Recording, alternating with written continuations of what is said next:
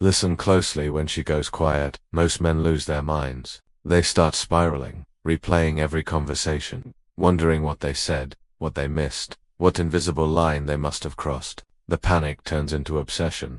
What if she's gone? What if I just need to fix it right now? But here's the truth no one tells you. Silence is not an emergency. It's a message, a coded signal wrapped in calm, and if you don't learn how to read it, you'll chase shadows until you drive her and yourself completely away. Her silence isn't punishment. It isn't some mysterious feminine trick. It's data. It's her way of saying something's off, something's unbalanced, and words haven't worked. So she stops speaking, not out of spite but because she's tired of talking to a wall. You can sense it when this shift starts. Her texts get shorter. The warmth dulls. You can literally feel the distance even through the phone. What once felt effortless now feels like walking on eggshells, and you begin guessing instead of knowing.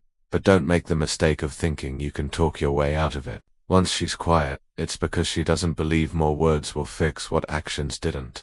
That silence. It's her seeking perspective. It's her trying to figure out if she still feels safe enough to open up again. Sometimes it's about you.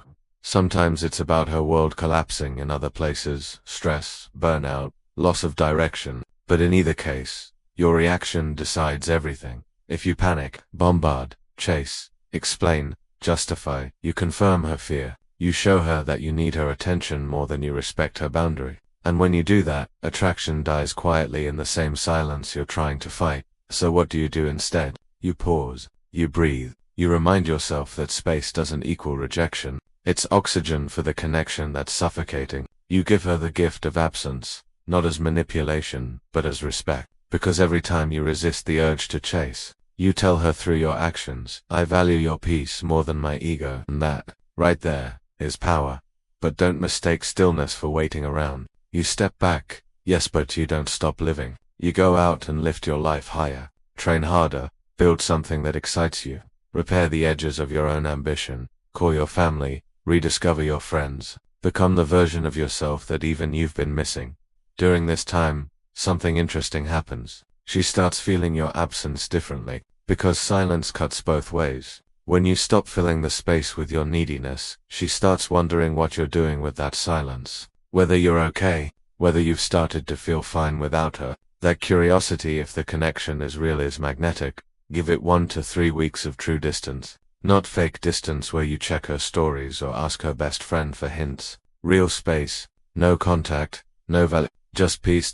If she reaches out, match her tone. No bitterness, no cold finally decided to text. Energy, just calm acknowledgement, steady presence. Talk like someone who doesn't need to win her back, because that energy itself is what makes her feel safe enough to come closer again. And if she doesn't reach out, and that silence stretches longer, then you send one message. One final, grounded communication, not a script, but something like this. I felt the distance, so I've been giving you space. I'm here if a real conversation feels right. If not, I wish you clarity either way. And then you leave it. Let her response, or lack of it, tell you the truth. Because if she stays silent after that, it's not a mystery anymore, it's a decision. And your move then is freedom.